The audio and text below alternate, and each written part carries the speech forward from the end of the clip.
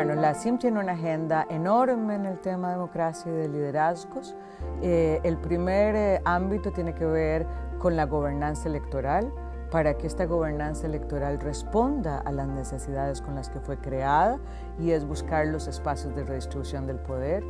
Después hay un programa interamericano sobre el liderazgo de las mujeres, donde generamos conocimiento y también tenemos cursos de capacitación.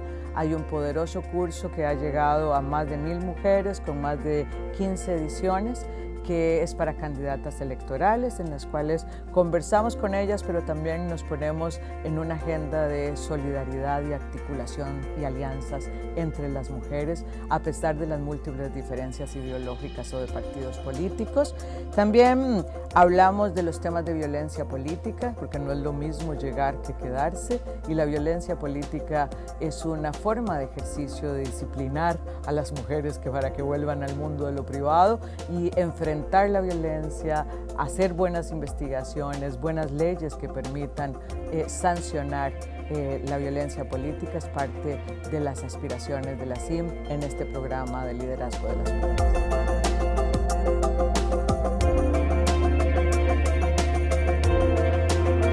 La aspiración histórica de las mujeres es estar en el mundo de lo público, que nuestro trabajo sea remunerado y que tenga un reconocimiento.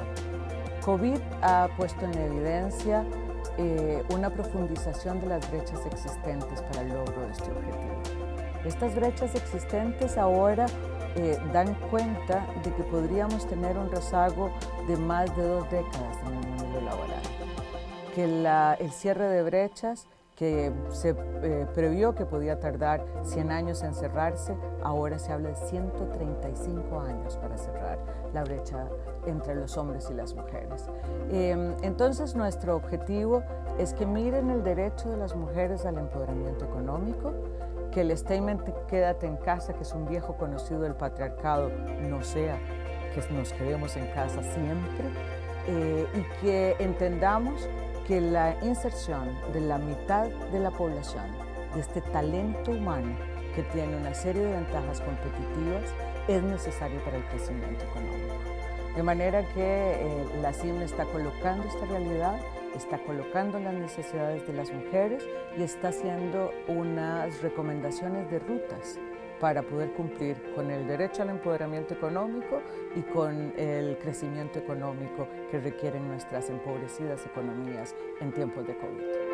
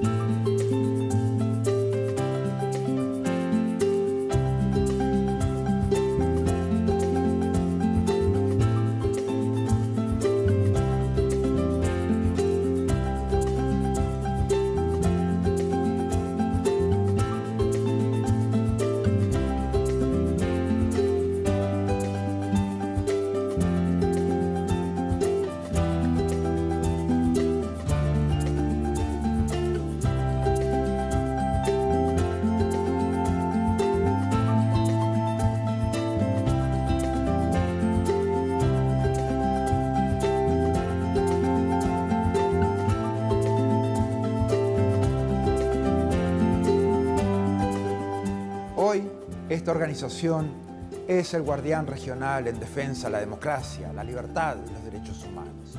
Los países se han comprometido con estos valores a través de instrumentos legales como la Carta Democrática Interamericana, la Convención Americana de Derechos Humanos y todas las demás convenciones interamericanas. Nuestro trabajo es mantener los más altos estándares. Debemos ser objetivos, analizar los hechos, denunciar cuando veamos corrupción, inequidad o amenazas a la libertad. En esos casos no podemos ser neutrales.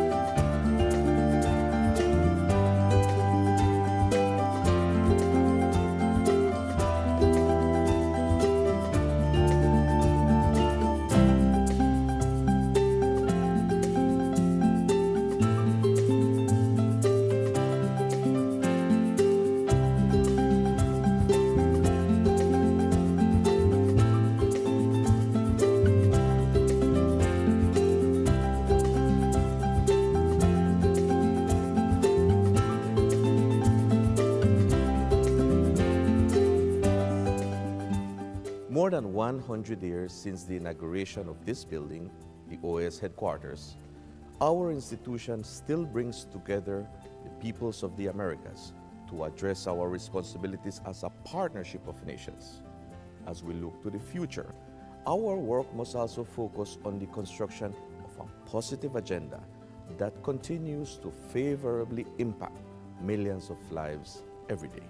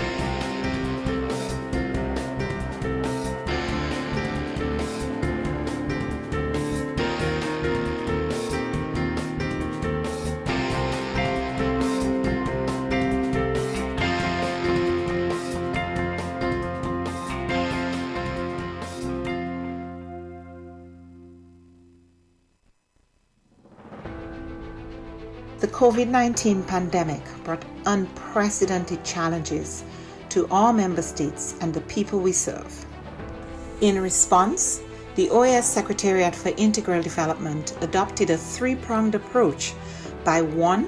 Adjusting our portfolio of existing projects, 2. Exploring new projects to meet emerging needs, and 3. Expanding multi-sectoral partnerships.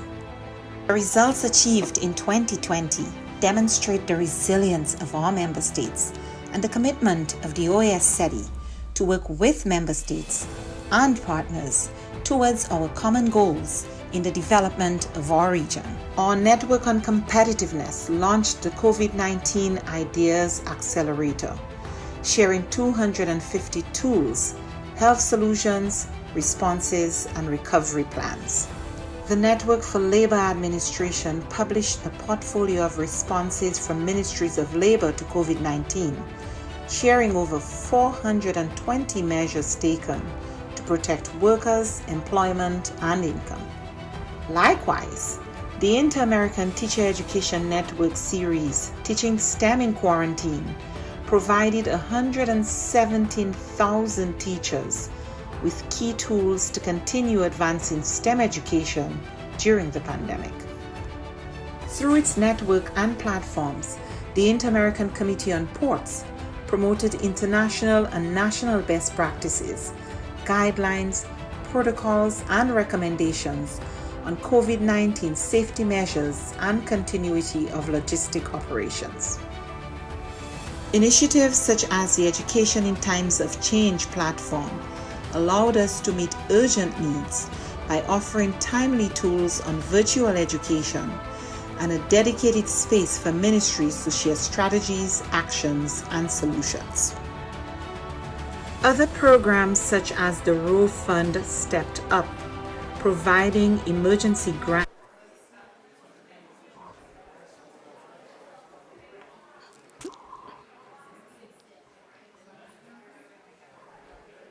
Then look over there. That's okay.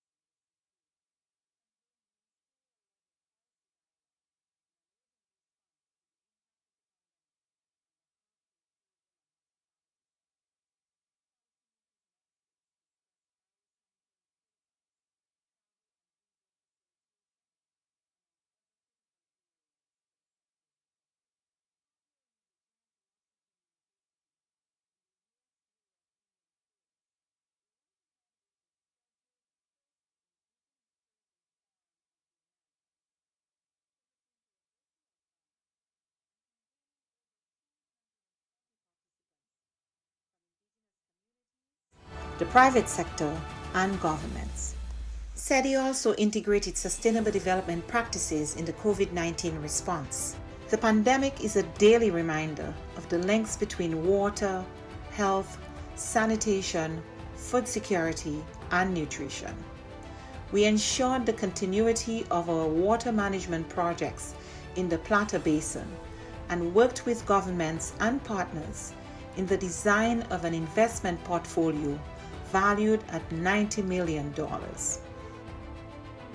Additionally, the Energy and Climate Partnership of the Americas continued to share relevant best practices and responses to the pandemic on energy and air quality.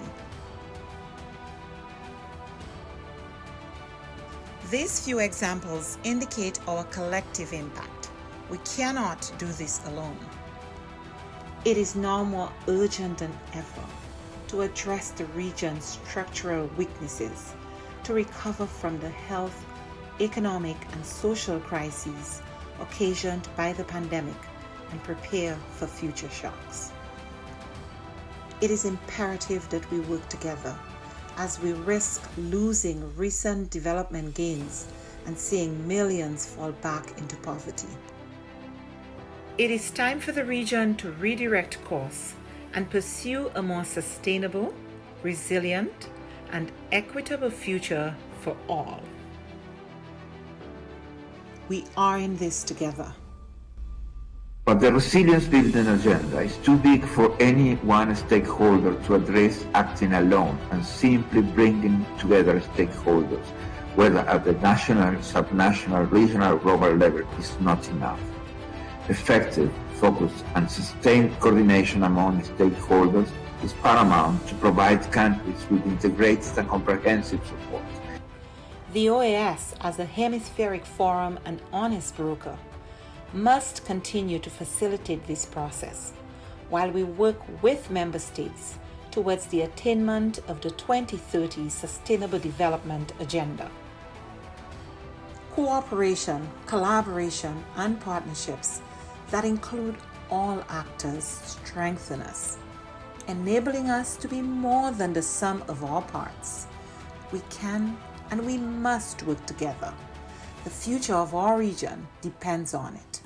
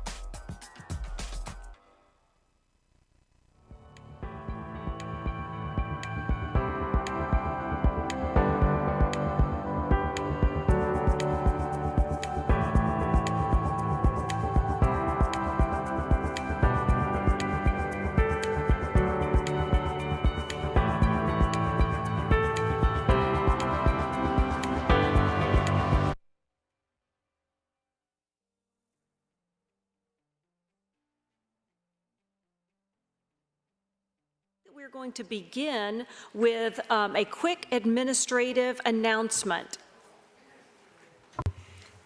Yes, and thank you, Madam Chair. Just a very quick announcement to bring to your attention two very important documents. And the QR codes for those documents are actually on your agenda. It was circulated this morning. You should have an agenda in English and in Spanish. At the very end of the document is a QR code. That QR code takes you directly to the regional guidelines for the social inclusion of survivors of trafficking in persons in the Americas.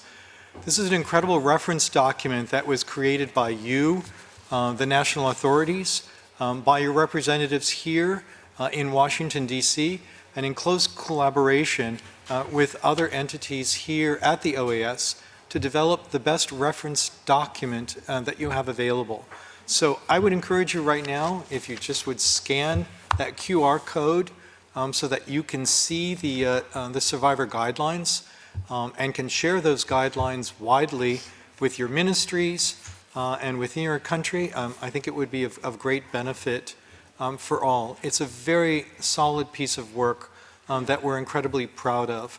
And I think it's one of the important outcomes to this meeting here in Washington, D.C. So I'll give you one more second with that QR code. And then outside, and what we're about to reflect upon now with the adoption of the recommendations for the 7th meeting of national authorities on trafficking in persons, there's a little postcard that's out on the tables. It might be in front of you or it's outside. This has the QR code to the particular action plan. This is the action plan from 2023 to 2028. It's a 5-year action plan. It's one that all of our countries have developed on a consensus basis. It serves as the basis of the recommendations that we're about to adopt. But again, I would reference, this is your QR code so that you have immediate access to this particular document. And again, it was adopted by consensus, and it's of great value. As you can see, many of the things that either the OAS Secretariat is working on, or many of the things your governments have committed to doing that are going to change people's lives. We think this is very important to point out both. And then lastly, at the end of this meeting, we would ask that everyone go to the courtyard, the Aztec courtyard, I believe, around the fountain. And we're going to have one more picture taken of all of the delegates.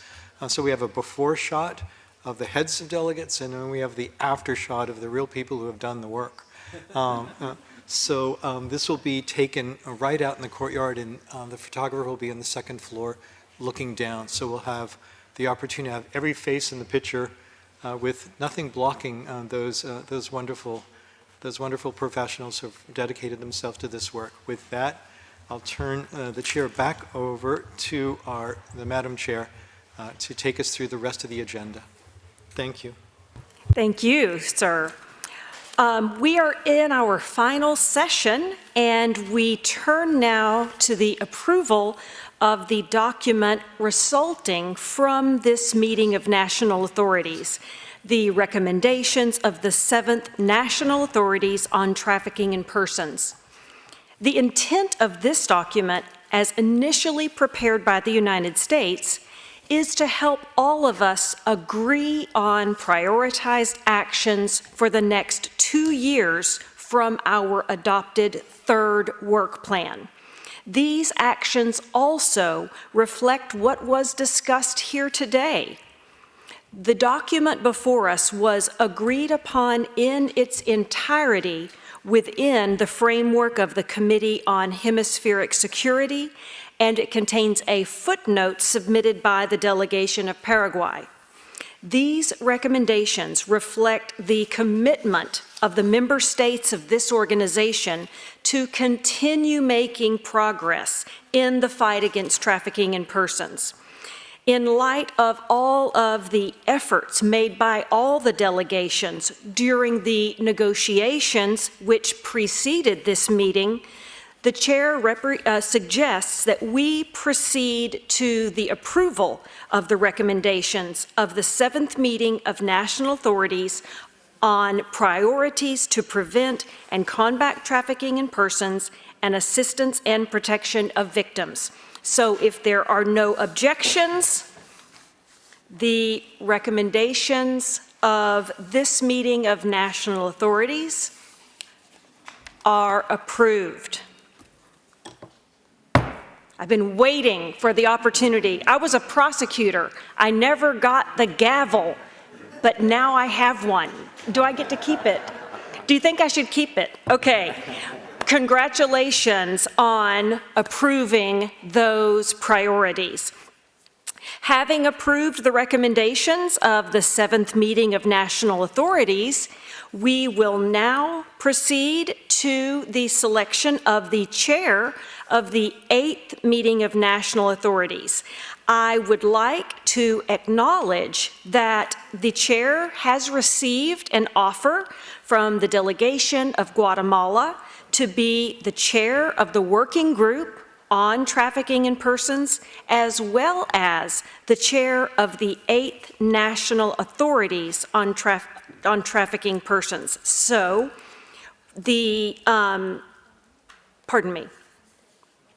we have received the delegation of Guatemala's offer to do this. We are very, very grateful to the delegation of Guatemala for serving in this capacity, and I would like to provide the floor to the delegation of Guatemala. Thank you so much. Muchas gracias, señora Presidenta.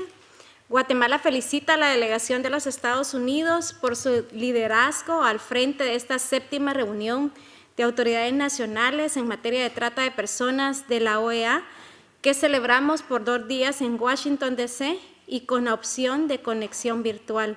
Saludamos y reconocemos el trabajo realizado por la Secretaría General, a los departamentos de la Secretaría de Seguridad Multidimensional, al Departamento de Conferencias, a los intérpretes por su dedicado apoyo para asegurar el éxito de este encuentro, que reunió a las autoridades y representantes de sociedad civil para abordar esta problemática. Distinguidos delegados, considerando el interés prioritario que le otorga el presidente de la República, doctor Bernardo Arévalo de León, y la vicepresidenta Karin Herrera, tanto a la prevención y a la lucha contra la violencia sexual, explotación y trata de personas, el Gobierno de Guatemala presenta su candidatura para ocupar la presidencia de la 8ª reunión de autoridades nacionales en materia de trata de personas de la OEA, programada para realizarse en el año 2026. Guatemala espera dar continuidad a los propósitos, principios y directrices del tercer plan de trabajo para brindar respuestas integrales a la trata de personas en el hemisferio occidental, así como las recomendaciones que emanen de esta 7ª reunión. Cuentan con el acompañamiento, disposición y compromiso de la delegación de Guatemala para continuar promoviendo puentes de cooperación en el hemisferio. Muchas gracias.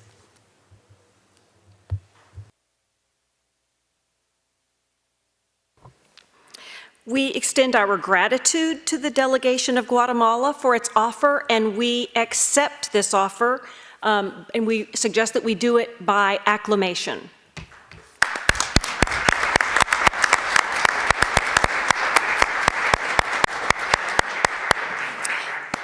I am confident that under your leadership, we will persist in advancing our collective efforts to prevent and combat human trafficking and to extend assistance to the victims of this heinous crime. Esteemed colleagues and guests, after 2 rigorous days, we have now concluded our deliberations on the matters outlined in the agenda of this meeting. The time has come for the closing ceremony of the 7th meeting of national authorities on trafficking in persons.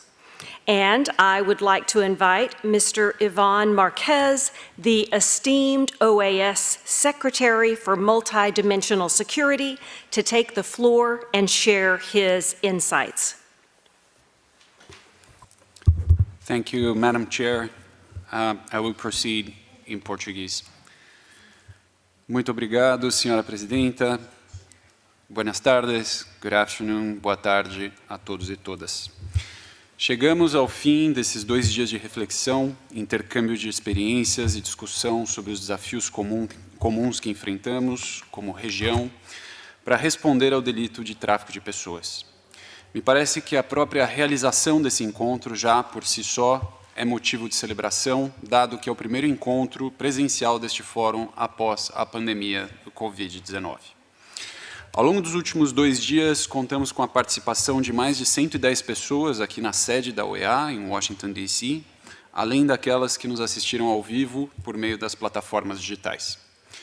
Considero esta ampla participação uma demonstração do compromisso dos Estados-membros, observadores permanentes, organizações internacionais e sociedade civil, de manter hasteada a bandeira da prevenção e combate ao tráfico de pessoas, até que este crime não faça mais vítimas e que, por sua vez, as pessoas sobreviventes estejam seguras, assistidas e protegidas, como afirmado pelo secretário-geral da OEA em seu discurso na abertura desse evento.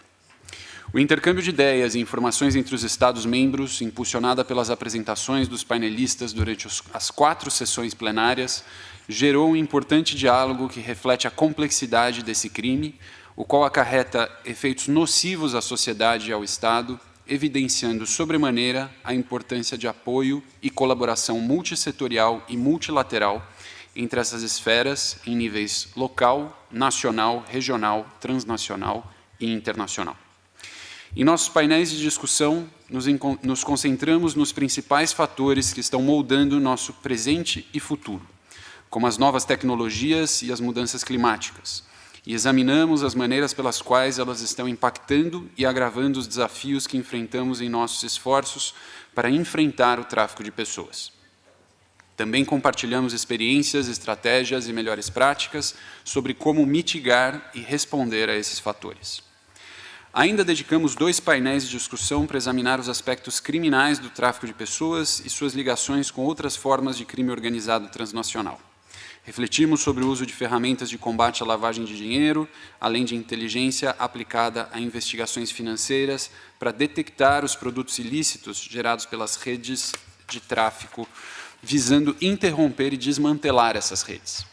Do mesmo modo, discutimos sobre como fortalecer os mecanismos legais necessários à apreensão de ativos ilícitos e canalizá-los à proteção e assistência das vítimas. Durante esse evento, relatamos avanços significativos no cumprimento dos mandatos atribuídos à Secretaria-Geral da OEA, assim como reafirmamos nosso compromisso de impulsionar a implementação de intervenções, políticas e projetos no âmbito do 3º Plano de Trabalho sobre tráfico de pessoas para o período de 2023 a 2028. Também é importante notar que, como resultado de nosso trabalho preparatório e do diálogo que ocorreu nos últimos 2 dias, aprovamos um documento de recomendações que orientará o trabalho dos Estados-membros e da Secretaria-Geral da OEA para os próximos anos. Tais recomendações, que hoje aprovamos por unanimidade, estabelecem alguns conceitos importantes que constituem uma base partilhada sobre a qual poderemos construir as ações de cooperação necessárias para uma abordagem eficaz desse complexo problema transnacional. Excelentíssimos delegados, excelentíssimas delegadas, eu estou seguro que as recomendações oriundas dessa reunião confirmam a importância de se adotar uma intervenção multidimensional para combater o crime de tráfico de pessoas, notadamente pelo desenvolvimento de estratégias integradas e planos de ação abrangentes no enfrentamento a esse tão grave delito e suas ramificações, em que o lucro obtido por seus autores advém de imensurável sofrimento humano. Essas recomendações também reconhecem a crescente e indevida utilização da tecnologia como mecanismo facilitador da prática do tráfico de pessoas e, simultaneamente, a efetividade do uso dessa mesma ferramenta no enfrentamento àquele delito. As recomendações advindas dessa reunião também fornecem orientações sobre a prevenção do tráfico de pessoas que podem se originar, ainda que veladamente, no âmbito das relações comerciais, industriais e de serviços, bem como sobre o uso de inteligência financeira para detectar, investigar e processar casos de tráfico de pessoas em andamento ou em fase preparatória. Devo também destacar as importantes recomendações pertinentes à assistência específica às vítimas e sobreviventes com base no trauma sofrido. Eu estou plenamente convencido de que essas recomendações, tomadas de modo conjunto e participativo e plenamente implementadas, contribuirão significativamente com nossos esforços no enfrentamento ao tráfico de pessoas no hemisfério ocidental. Tenho a certeza de que realizamos uma reunião sólida, que abordou questões atuais de grande relevância e que ainda vão gerar discussões internas entre as pessoas tomadoras de decisão de nossos países, com a finalidade de prevenir e reduzir o tráfico de pessoas, com base na construção de comunidades mais justas, igualitárias, seguras e pacíficas nas Américas. Entendo que esta 7ª reunião de autoridades nacionais sobre o tráfico de pessoas foi extremamente produtiva e propícia à cooperação, o que só foi possível graças ao trabalho e empenho de um conjunto de pessoas aqui presentes. Por isso, e dessa maneira, eu gostaria de agradecer a todas as autoridades nacionais que participaram como painelistas, bem como as autoridades e representantes dos Estados-membros que contribuíram para esse debate tão valioso. Eu gostaria de agradecer às organizações internacionais aqui representadas por seus especialistas temáticos e participantes, os quais também contribuíram enormemente para a alta qualidade das informações aqui apresentadas.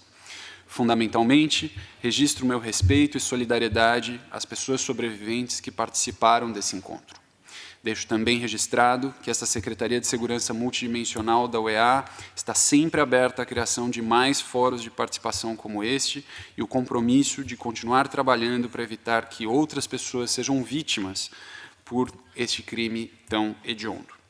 Saúdo e agradeço aos Estados Unidos da América pelo excelente trabalho realizado durante os últimos 3 anos, como presidência desta reunião, que resultou na aprovação de marcos normativos fundamentais para a ação regional na matéria e, ao fim, neste evento, sem dúvidas, extremamente exitoso. Nós gostaríamos, desde a Secretaria de Segurança Multidimensional, também agradecer à Colômbia por seu papel como vice-presidente e por seu excelente desempenho no apoio à condução da reunião. Por fim, eu gostaria também de felicitar a Guatemala pela eleição à presidência da 8ª reunião de autoridades nacionais sobre o tráfico de pessoas, reforçando o seu compromisso em impulsar o tema em nível regional durante os próximos anos. Por fim, senhora presidenta, um agradecimento muito especial a toda a equipe do Departamento de Segurança Pública e do Departamento contra o Crime Organizado Transnacional da UEA, em nome de seus diretores Steven Greiner e Gaston Schulmeister. Ao Departamento de Conferências, intérpretes e tradutores, por tornar essa reunião presencial possível e acessível nos 4 idiomas da UEA, inclusive este português, e a assessoria de imprensa na divulgação de nossas atividades. Eu gostaria de agradecer também à Secretaria de Comitês por seu trabalho incansável na coordenação dos importantes documentos resultantes desta reunião. Esse esforço coordenado e coletivo garantiram que esta reunião cumprisse seu papel de oferecer um fórum aberto para a colaboração entre as autoridades nacionais, numa demonstração de promover a colaboração multilateral e multissetorial e também a cooperação com múltiplos atores, cada um aportando desde sua área de contribuição para que possamos reforçar o trabalho dirigido ao desenvolvimento e implementação de políticas de prevenção e combate ao crime de tráfico de pessoas e de proteção a vítimas e sobreviventes. Eu estou certo de que continuaremos este esforço conjunto mais coordenados, mais informados e mais motivados, para que um futuro não tão distante possamos reduzir drasticamente os casos de tráfico de pessoas ou mesmo, oxalá, erradicar este crime impiedoso que afeta a nossa região. Senhora Presidenta, antes de terminar, em nome da Secretaria-Geral da UEA, gostaria de lhe entregar um símbolo do nosso reconhecimento ao trabalho dos Estados Unidos como presidência da 7ª reunião de autoridades nacionais em matéria de tráfico de pessoas da UEA.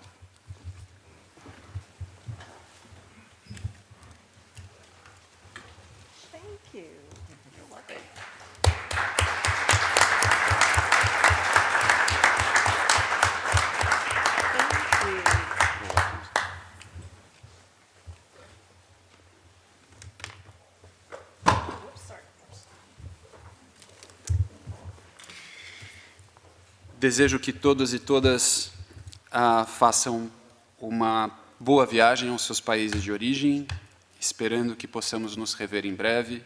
Com isso eu me despeço. Meu muito obrigado pela presença e pela participação. I like that even better than the gavel. Thank you so much. I really appreciate it. Secretary Marquez, we deeply appreciate your thoughtful words, and I would like to take this moment to commend the work carried out by the Secretariat for Multidimensional Security. Its unwavering support to member states in addressing this critical issue is truly commendable. Thank you so much. And friends, all that is left is for me to express my heartfelt gratitude to all of you for your active involvement in this consequential meeting. The United States is deeply grateful for the work of the member states to revise and approve the third work plan, to approve the recommendations of this meeting, and for the collaborative spirit in assisting the Department of Social Inclusion to finalize the regional guidelines for the social inclusion of survivors of trafficking in person, the first regional organization to do so. During my travels to the region, I have met committed government officials, dedicated civil society organizations, and inspiring survivor leaders, and I look forward to meeting many more during the next year. Progress may seem slow when the modus operandi of traffickers is constantly evolving, and it seems we are constantly playing catch up. But at times like these, it is so good to take stock, exchange information, share lessons learned, make new connections and friendships, and learn from one another in these types of forums. Hopefully, that was accomplished here over the last 2 days. I want to give a special note of thanks to the survivor leaders who were here today and yesterday for sharing your perspectives. I am so grateful to you for sharing your expertise and your wise counsel with us. We have much to learn from you. Before I close this meeting, I would like to take a minute for all of us to applaud the Secretariat for ensuring we had a successful and smooth meeting, and to the interpreters for ensuring that we can all understand each other even when we talk too fast like I do. So,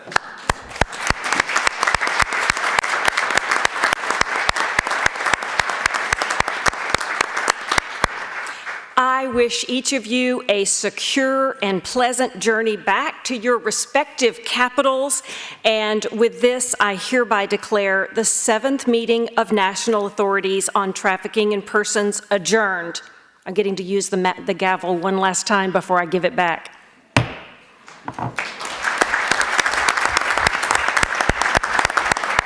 Thank you, sir.